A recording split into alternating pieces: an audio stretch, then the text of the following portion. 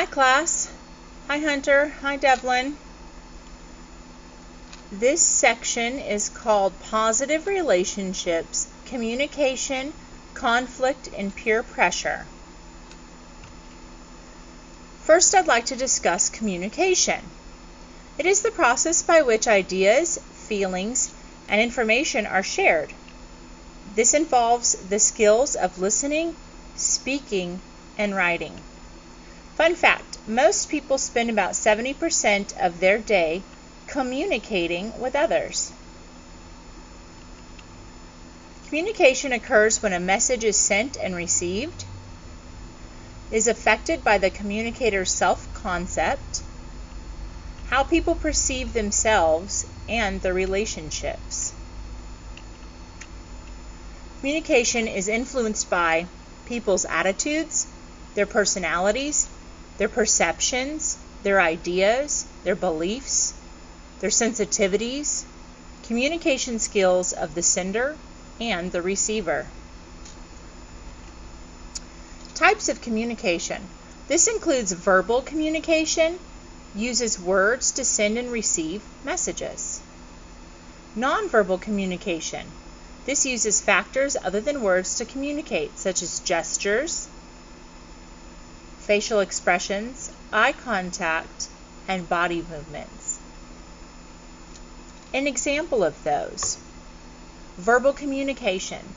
That is something that I am doing right now. I am verbally communicating with both of you and demonstrating your lesson through verbal communication. I'm using my words to help send to you the message of this lesson. Nonverbal communication would be hard for you to see since you can't see my face, but know that I am smiling at you, which means that I am happy to be your teacher.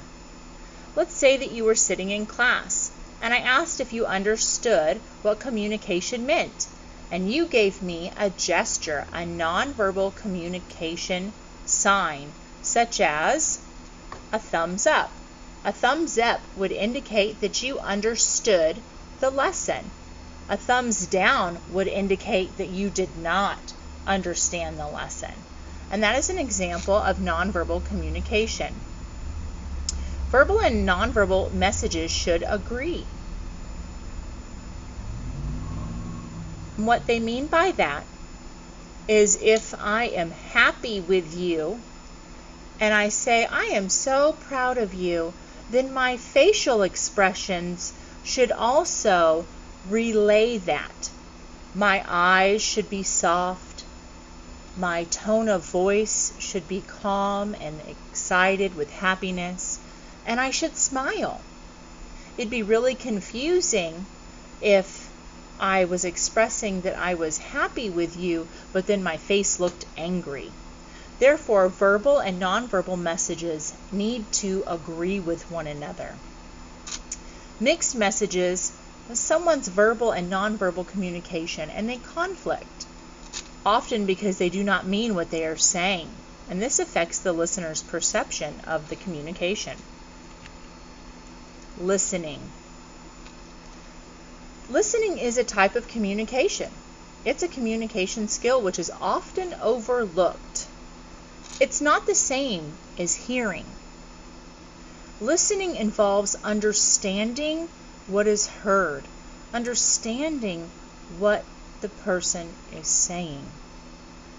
So often when you are being an active listener, you have cleared your mind of all thoughts and you are just actively listening to the speaker or your friend. Say your friend is having a bad day and they need to talk. Well, you need to be actively listening to what they are talking about. So at that time, you clear your mind of all the busy things that are happening and you just listen. You don't interrupt them. You also don't try to speak when they're speaking. And you also try not to think of how you're going to answer them or what you're going to think of next. Or if you're actively listening, You shouldn't be thinking in your mind like what you're going to eat for lunch.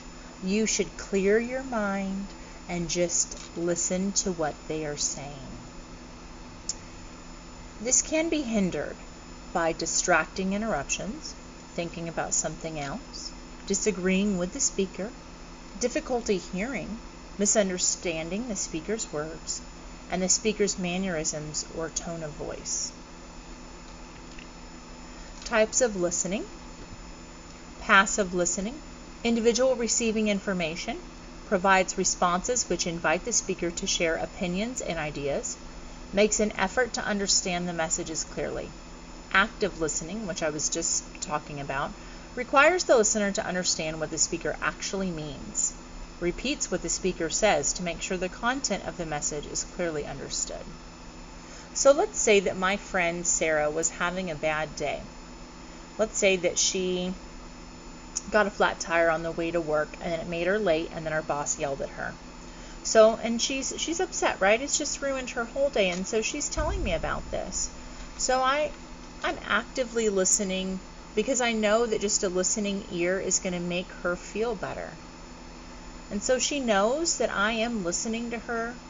I repeat back to her, so what I heard you say, Sarah, is that your boss yelled at you today because you were late. And you were late because you had a flat tire. That's something that's really out of your control. And she would be like, yes, that's exactly what happened to me today. And then we would continue with the dialogue. But it's really helpful to let this person who's speaking know that you actually heard what they said. Next, elements of communication. This includes message, a thought or idea expressed verbally or non-verbally. Medium, how the message is sent, like tone of voice, for example. Feedback, response a person receives from a message sent. It's like when you turn in your homework through Google Classroom, and sometimes if there is an issue, I'll give you feedback and I'll tell you what the problem is. Okay, you need to fix this or fix that. Or sometimes the work is wonderful and the feedback is great job. Next, body language. Messages through gestures, facial expressions, and body movements, such as posture, which is kind of like the way that you're sitting or standing, walking, touching, and folding arms, and a handshake. And there's a lot more, but those are just a few.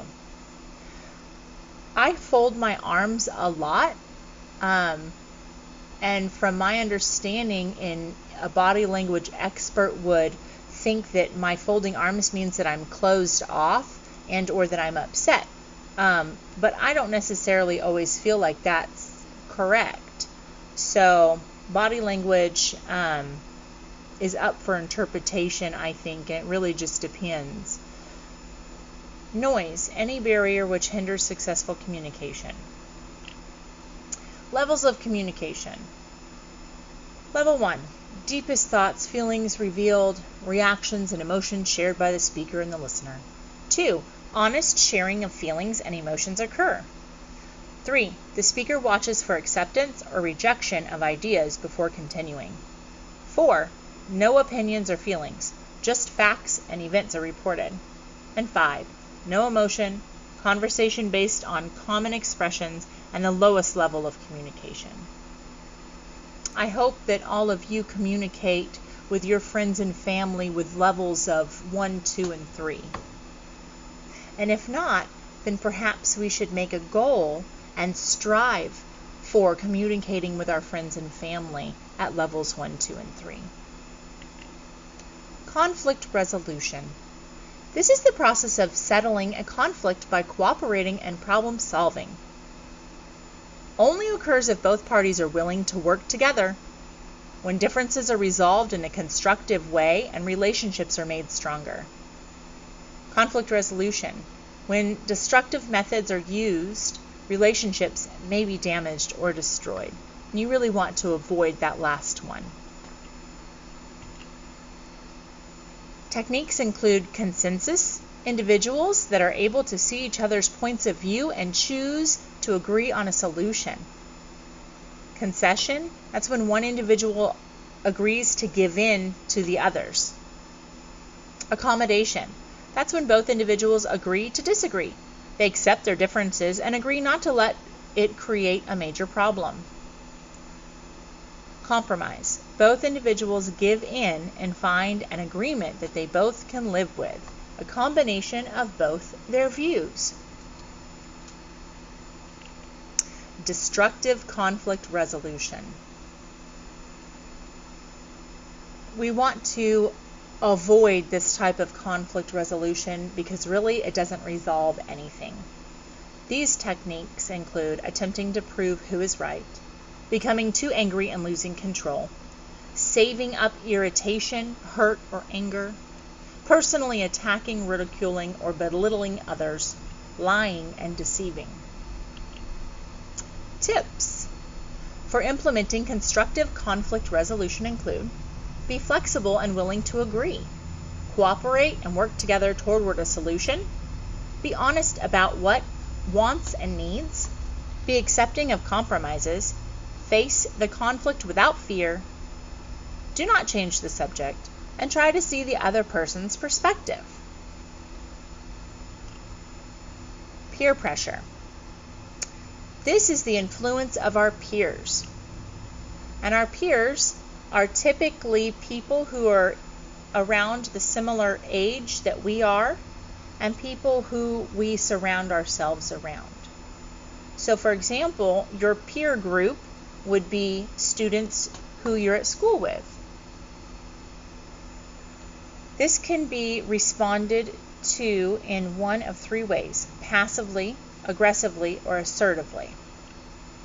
Passiveness is when someone goes along with whatever is said or done in the group and does not want to make waves and will not risk being different.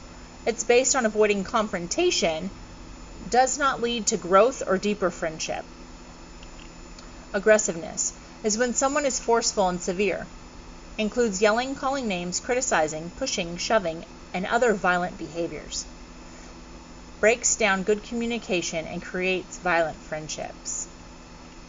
Assertiveness is when someone states what he or she thinks and feels without being timid or pushy, allows for communication without making anyone uncomfortable or upset, is the healthiest response to peer pressure, and creates an atmosphere where everyone can express themselves. It's important to become assertive at your age, and that way you are a leader and not a follower like passiveness described. Have you ever heard the term when, if your friends jumped off a bridge, would you? My parents used to say that all the time. And just because my friends are doing something doesn't mean that I'm going to follow them. I know the difference between right and wrong, and I am mature enough to make that decision. And that also comes with being an adolescent, discovering who you are, and becoming assertive in your communication. Tips for being assertive. Use I messages and I statements about how you feel and what you desire or what you intend to do. Plan ahead of time. Think about what you would do in a specific situation occurs. Use eye contact. Look the other person in the eye as you speak. Suggest an alternative activity or idea, which is a wise choice. Practice refusal skills. Learn how to say no when a good friend has a bad idea.